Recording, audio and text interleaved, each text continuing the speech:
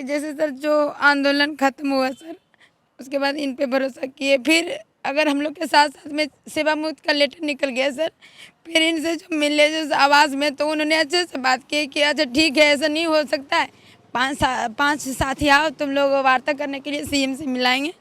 और अभी एकाएक पल्ला झाड़ते हैं सर, भरोसा एकाएक भरोसा तोड़ते हैं सर।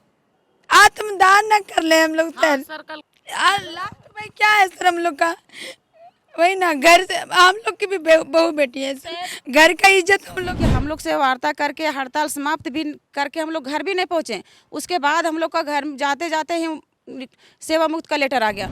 पोषण सखी का मसला झारखंड में इस तरीके से फंसा हुआ है कि राज्य सरकार केंद्र को दोषी मान रही है और उधर से कोई जवाब नहीं आ रहा है। जिनका विभाग नहीं है, शिक्षा मंत्री ने शुरू में इनिशिएटिव लिया और कहा कि हम एक कोशिश करेंगे, सफल हो पाएंगे कि नहीं इसका कुछ नहीं होगा। आज फिर एक बार पोषण सखी आई हैं उनके आवास पर घेराव करने।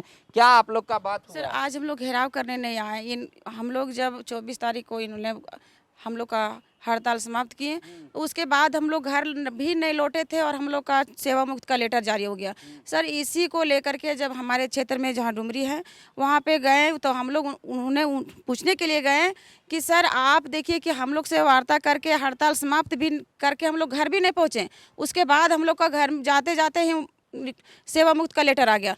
तो बोले कि ठीक है आप वहाँ पे रांची आइए, मंगलवार 2 दिन हम अपना क्षेत्र में, मंगलवार को आइए, मंगलवार को आपके विभागीय मंत्री और हम भी मौजूद रहेंगे और जहाँ तक पहल पाएगा हम आप लोग को सचिव से भी वार्ता करवा देंगे। लेकिन जब इनके दरवाजा तक पास आए, हम सुबह 8 बजे से इनका दरवाजा पर, देखिए हमारे साथ और बहन लोग आई है, सब भूखे प्यासे, देखिए रोड पर हम लोग इंतजार कर रहे हैं, लेकिन ये सरकार पल्ला झाड़ दी, बोली कि मेरा विभाग करने में इसमें कुछ भी नहीं कर सकते हैं। अब हम लोग यही सरकार एक बार बोलते हैं कि आप लोग आवाज़ नहीं उठाइए, ठीक है, हम लोग इनको रहम से भीख मांगते हैं कि हम लोग का नौकरी लौटा दीजिए, जो आप सेवा से मुक्त किए उसको लेटर वापस कीजिए और हमारी 10,388 पोषण सखी बहन है उसका भविष्य को सुधारिए। हमारी जो बहन है वो अधिकतर दिव्यांग और विकलांग है, तो हम सरकार को सत्ता में किस मकसद से लाए थे और जिसका परिमाण आज हम लोग को देखिए 2 साल भी नहीं, 3 साल भी नहीं हुआ और हम लोग को भुगतना पड़ रहा है। ऐसी उम्मीद के साथ हम लोग बराबर इनका चक्कर काटे, लेकिन हम लोग को बराबर निराश होकर के ही वापस लौटाया गया है। देखिए हमारे साथ बगोदर के विधायक भी हैं, आमतौर पर स्पष्ट बोलते हैं, ना सत्ता के पक्ष में रहते हैं ना विपक्ष के साथ रहते हैं, गुण दोष के आधार पर साथ देते हैं।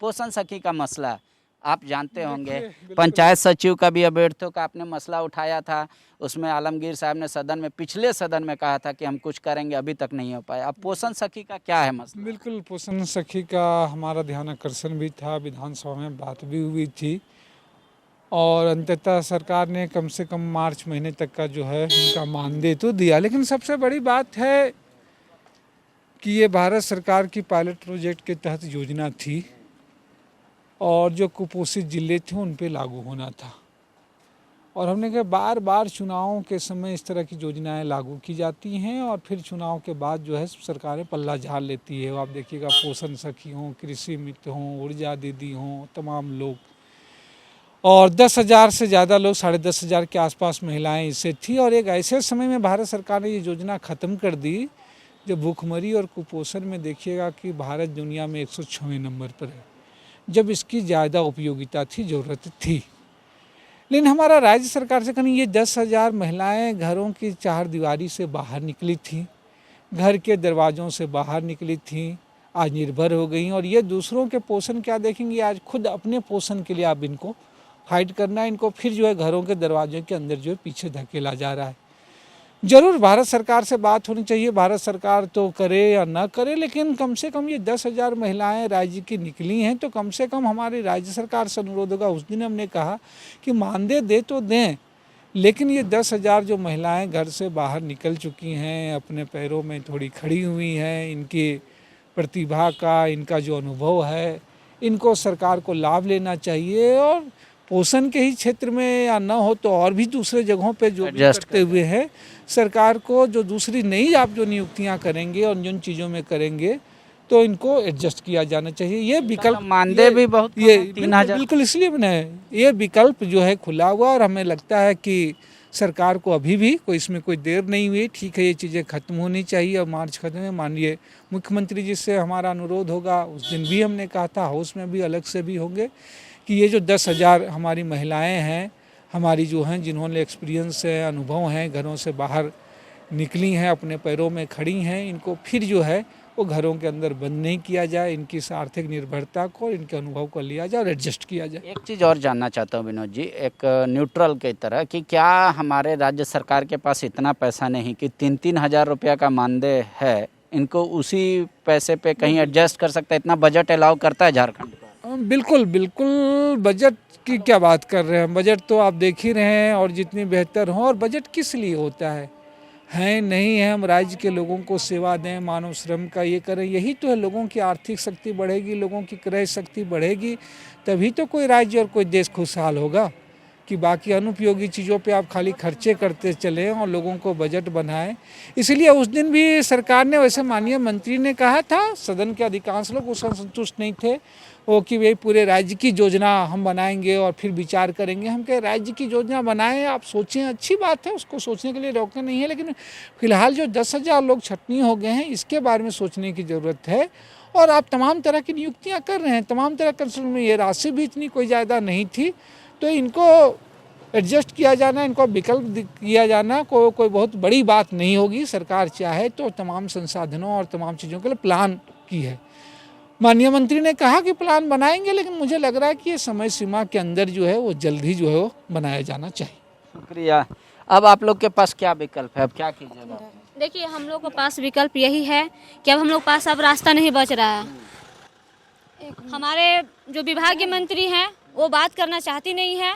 हमारे शिक्षा मंत्री एक उम्मीद थे, जिनको पास हम लोग को वो धरना को समाप्त भी किया। धरना समाप्त करते करते वो पीछे हमारा मुक्ति मतलब कि लेटर भी डाल दिए हम लोग को हटाने का, जो उम्मीद बिल्कुल नहीं था। और सबसे बड़ी बात है सर कि हम लोग को सरकार 2016 या 15 में ही हम लोग को बहाली किया, और हम लोग को डायरेक्ट 6 साल कार्यरत रखते हुए और कार्य को ख़त्म कर दिए हैं। जो कि हम लोग पढ़े लिखे महिला हैं, हम लोग को भविष्य क्या होगा?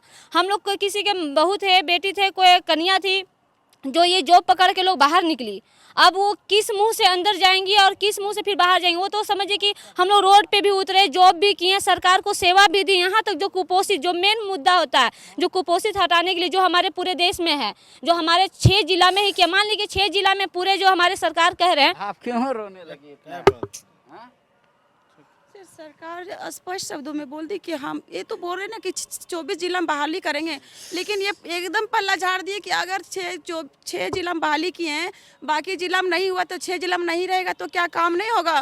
सर ये सब क्यों बोले हमारे बीच में शिक्षा मंत्री? मेरा कहना है सर, शिक्षा मंत्री जी ऐसा उनको बोलना नहीं चाहिए था ना, कि जैसे सर जो आंदोलन खत्म हुआ सर, उसके बाद इन पे भरोसा किए, फिर अगर हम लोग के साथ साथ में सेवा मुक्त का लेटर निकल गया सर, फिर इनसे जो मिले जो आवाज़ में, तो उन्होंने अच्छे से बात की कि अच्छा ठीक है, ऐसा नहीं हो सकता है, 5 साथी आओ, तुम लोग वार्ता करने के लिए सीएम से मिलाएंगे। और अभी एकाएक पल्ला झाड़ते हैं सर, भरोसा एकाएक भरोसा तोड़ते हैं सर, बिना कुछ आश्वासन के। तो हम लोग क्या करेंगे सर?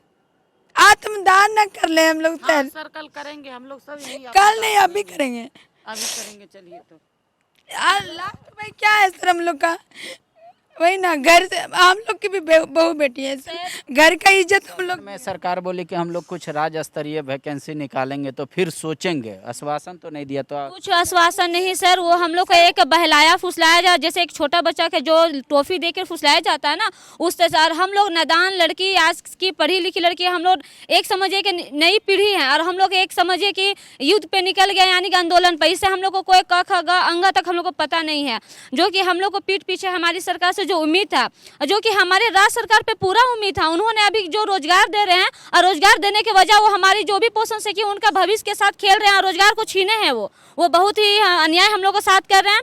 ये हम लोग उनसे उम्मीद ऐसा नहीं था। अब हम लोग करेंगे तो इससे बड़ा जोरदार आंदोलन भी करेंगे, जहाँ तक जो होगा वो हम करेंगे। सर अगर राज्य सरकार चाहती कि ये वाला स्कीम बंद करके हम कहीं और इनको जगह दें, तो और अलग बेरोजगार दें, जैसे इन लोग बिजी रहेगी, अपना काम करेगी, जो भी इनकम होगा। लेकिन क्या जो टीचर का बहाली हम लोग को उसमें ज्वाइन करवा दे। हम लोग खुद बीएड किए, मेरा अधिकतर पोर्शन से कि बीएड है, पीजी है, टेट क्वालिफाई भी है। तो हम यही उम्मीद करते हैं कि इतना पढ़ लिख करके हम लोग को 3000 में जो खटाया जा रहा है, ठीक आप इसको बंद कर दिए हैं तो हम लोग को नई किरण जगाइए। हम लोग को जो इसको कहीं और रिसोर्स को यूज सर अभी देखिए 3 से 2 6 तक जो शिक्षित लोग उसमें एडमिन हो रहे हैं, उसमें हम लोग को कर दे सर, हम लोग वहीं करेंगे। और कुछ भी जो भी कर रहे हैं वो लिख के दे दे कि तुम लोग भरोसे पे रहो या तो टाइम दो, हम ये वाला चीज़ निश्चित करेंगे तो हम लोग संतोषजनक रहेंगे। चिट्ठी निकालें, उसको निरस्त करे सरकार। देखिए, इन लोगों का सेवा मुक्त कर दिया गया, मतलब सेवा से हटा दिया गया है, ऐसा पत्र इन लोगों को मिल गया। कह रही आश्वासन मिला था कि कुछ सार्थक पहल करेंगे, केंद्र से मिलेंगे, मुख्यमंत्री से मिलाएंगे, लेकिन ऐसा नहीं हुआ। एक झटके में सारे अरमान खत्म हो गए। अब इनके पास समस्या है, जब नौकरी के नाम पे दहलीज से बाहर आई थी, अब जब नौकरी नहीं रहा तो कहे कि फिर अगर वो दहलीज के अंदर हम जाते हैं तो कई तरह की बातें उठेंगी। शायद सरकार सिर्फ वो नहीं देख रही है, सरकार बस यही देख रही है कि इतने लोग बेरोजगार हो जाएंगे। कर ये सामाजिक मुद्दा है, इसको इस रूप में भी देखना चाहिए, सिर्फ आर्थिक मुद्दे के तौर पे नहीं। शुक्रिया। TheFollowUp.in. Like, share and subscribe. www.thefollowup.in